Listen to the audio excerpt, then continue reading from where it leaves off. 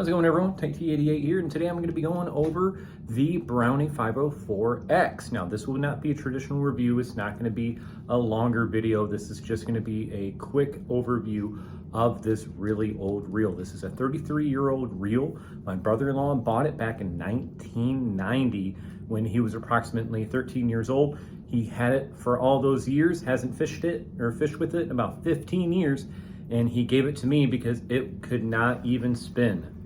Well, it's spinning now, right? So I ended up taking this reel, breaking it down completely, and now it works like brand new.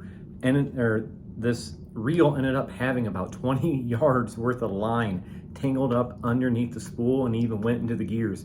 And I was able to clean all that out, re-oil and re-greased it. And now just look at how smooth this reel is. It is really smooth. There's not a single bearing in this reel.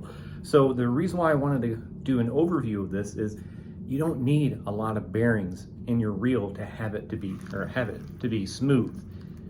Now, will it make it more stable and a little more balanced? Yes. This reel, if you spin it quickly, you can see it kind of wobbles a little bit. It's 33 years old. What do you expect, right? But there's some interesting features on this reel. There's something that you don't see a lot of, and that is a rear drag adjuster. Most drag adjusters nowadays are on top.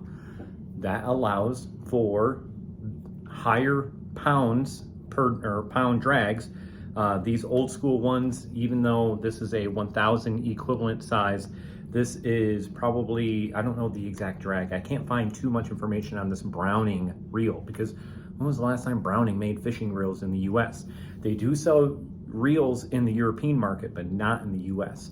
But this is not a very strong drag system. You'll find a rear drag system with the Shimano IX1000, and I don't know what the drag system on that. I know it's not very high. I think it's like maybe 6 to 8 pounds at most. But the other disadvantage of those rear drags is not a very good sounding drags. The front drag systems sound way better. It's more of a metallic or metal on metal sound. So I just thought that was pretty interesting. Then let's move on to this little feature right here that I thought was pretty cool. Again, this is another feature very similar to that Shimano IX1000 called a quick fire bail system. All you gotta do is pull back on that and it automatically opens the bail for you, so you don't have to wear out your bail wire by lifting it up. Pretty nifty feature that has held up all these years. This reel has been put to the test by my brother-in-law. He's caught countless trout, bass, you name it, pike. I actually just put it to the test, as you can see on the thumbnail. That bass on that thumbnail I caught with this reel, and that was a 19-inch bass, and it handled it really well. Now, there is one feature I thought was a little wonky. The anti-reverse doesn't work too well because it's 33 years old. My brother-in-law said that it used to work a little bit better. You would have to do one full rotation back before it'll click. That's typical really old reels, but it doesn't really work anymore. It's inconsistent.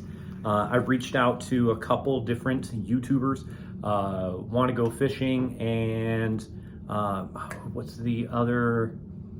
Second Chance Tackle, and I sent them pictures, and I'm waiting on replies from both of those guys to see if they have any ideas how to possibly fix this. But Second Chance Tackle, never heard of this reel, and that guy knows reels. So I was pretty shocked that he didn't know about this reel. If you look it up online, there's nothing online either. There's the Brownie 606X, which the X means the quick fire, but there's nothing else about this reel. It's an interesting, weird reel that you don't see anymore. The main reason why I did do this review or do this overview is because I just had so much fun making this old reel work like brand new. I tore it all down, cleaned every single component of it, re-oiled it, re-greased it, and it was just so much fun. So my advice when it comes to these old vintage reels, go out to your antique stores, your thrift stores. If you can find these old reels, they're gonna be dirt cheap and they're gonna be fun to tear down, clean, and make work like new, and you can then go out and fish them. I caught good fish on this and it handled it just fine. So that's all I had for you guys today. I just wanted to make that real quick video. Hope to see you guys next time. T88 out.